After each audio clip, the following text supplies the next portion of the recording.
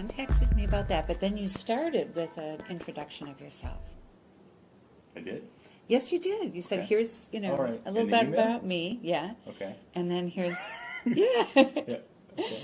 And so within like 2 or 3 emails, I learned about that you had spent time in the Native American culture, but were not Native. You made that clear.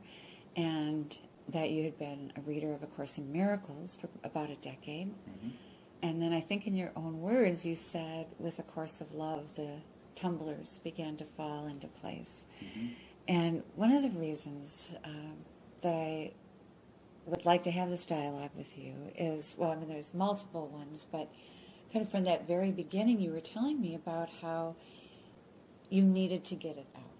So something was going on inside of you that you needed to have come out. In fact, you used a phrase, it wants to meet itself in the world. I mean, I loved that. And I loved all of your writing. So you gave me, I think also in that first email, a link to Embracing Forever, your blog. And so my response to you was hardly about your email at all, because I got on your blog and I was like, holy cow, this guy is such a good writer. And so that was the connection that I felt with you from the very first. It was like, I loved your way with words. I loved your way of expressing yourself. And that is such a big part of A Course of Love. And so I thought maybe we could talk about, if you can share, now in video, anything about the process of that what it was that, Course in Miracles for a decade, I'm sure very much informing, your path, but then with A Course of Love, it seems that the needing to express became stronger. Yep. Yeah. So it's interesting. What you were just talking about jarred a thought that I had earlier today in the car. And, I was connecting the dots on some experiences I've had over the years. Driving, I took a 6-month seminar on Walter Russell that was given in New York City. So this was pre-Course in Miracles for me, like 15 or 16 years ago. Okay. So I had first moved to Maine, and one Sunday a month I would drive into the city.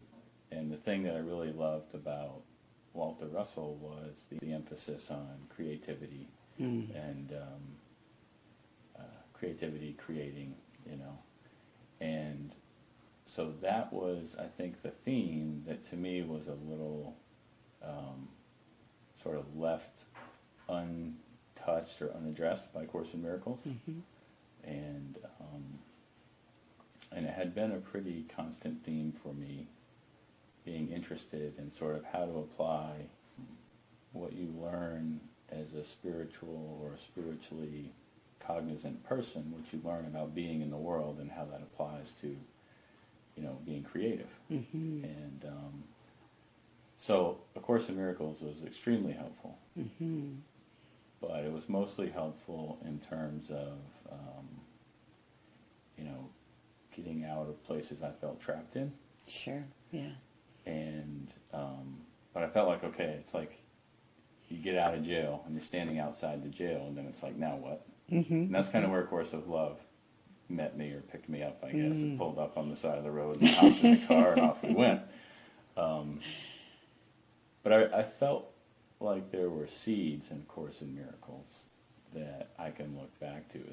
It just wasn't the emphasis of Course in Miracles, I think, that aspect.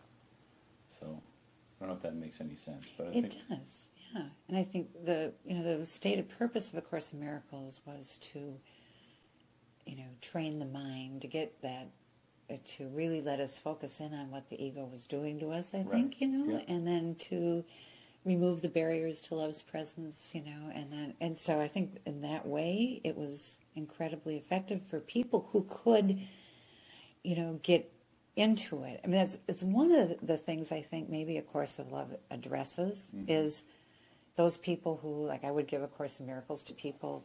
I gave it probably to more people than I gave any other book to people, and only one ever read it, because it's, for some people, it's impenetrable. They just cannot. It's just the way it is. That's right. Yeah. It's pretty dense. It's like a text. So I'm, one of the reasons for Course of Love may be for people who just can't get through that. And Absolutely. yeah. there are the consistencies within A Course in Miracles, but it addresses very similar themes. But A Course of Love, to me, the biggest difference is towards the end where we're talking about the embodiment. Mm-hmm. So it's not the self gets out of the way anymore. Mm-hmm. The self is ignored. It's about coming back. Right. Yeah. That's the creative part, really, Yeah. for me, is that, Yeah. it's not about getting out of this experience, but enriching this experience somehow, or, living through this experience. And that's where, that's the difference, I think, or one of the key differences.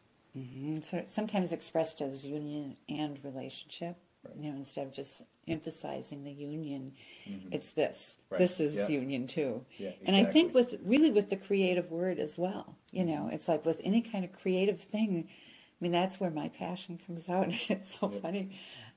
As I was reviewing our emails, it was like, so the first one, I'm talking all about your blog, and then the next one, I think I'm sending you quotes from the Soul's Code, and the next one, it's Frederick Buechner.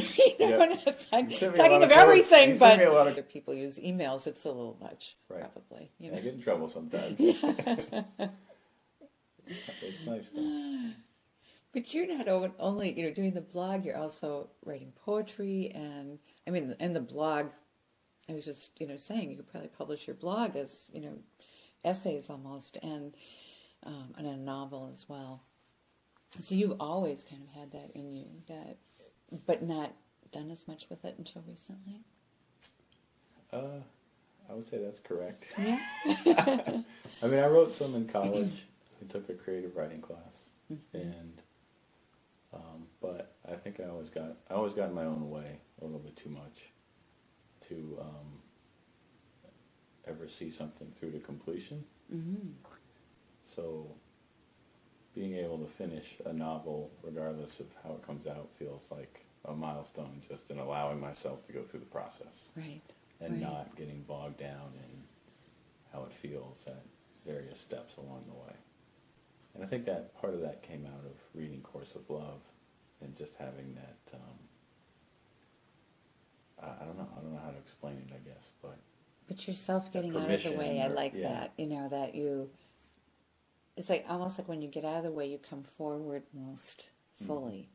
That's sort of the receptivity thing that I have experienced is, but it's really just an openness, and as you're open and not trying. Right. That's such a big part of the course when you're Yeah, not right, trying, right. it's like yeah. it all flows. Yeah. Yeah. Yeah. So I'd always been interested in writing, but, and I wrote some in college, but then I didn't really do a lot till probably around the time I contacted you and started on the blog. Mm. So now it's definitely part of like the daily process. Yeah. It's kind of cool. And then I think the other thing that you were talking about at that time was wanting to start a Course of Love group, the little gathering to talk about it. And, you were saying that you and your soon-to-be wife, Debbie, who is also my friend, had kind of a renaissance going on. And you wanted to, be expressing yourselves. But it was like the impetus was to just be yourselves and be authentic, and not to, but to also be kind of deep, not to talk about politics or the weather, but to, Right, really right. have something to talk Yeah, about. real And- conversation. And Yeah. not just gossip or, it's easy to slip into that. But And then it gets, I think once you get something else, that gets very wearing on you. yeah, it can be. It's good to have people that you can just talk to about whatever's going on. And I think that's what I value a lot from our friendship is, when we correspond, it's not always just Course of Love, this or that, but it's about what's going on in our lives, which is nice. And it's one of the places you find some fabulous metaphors because of being an engineer. And then we got into a whole mud theme for a while, which your mother wrote a book called The Mud People. And it might have started from that, but I think you used that to kind of describe the process of you get into the bath with the mud, and then you have to wash it off. So that I knew you had the sense of you don't have to be perfect. You don't have to have reached any ideal. I think when you first talked to me about the med, I said, yeah, I did this one presentation one time, and I thought it was the best one I ever did. And I thought, yeah, this is it now. I want to go be a speaker. And I got home, and I have this little cabin out back behind my house, and out in the cabin, and I hear, fall to the ground like a leaf, Don't be lofty, just get that. It was sort of this get down in the mud feeling, like you need to stay here. That was the feeling, was you need to stay in this place of kind of humanity, and to form something, that whole metaphor of forming out of new clay. Mm-hmm. So we sort of shared mud. Yeah, definitely. One other expression you used, and I wanted to ask you about this, it was about solitude. Expressing joy in our correspondence. And you said, it's almost like solitude in sharing, or shared solitude. Mm. Wow. Yeah. Yeah. And so I just wanted to also ask you about the link between solitude, or the quiet times that you have, and your spirituality, and how you are able to take in what you read, like from A Course of Love or other works.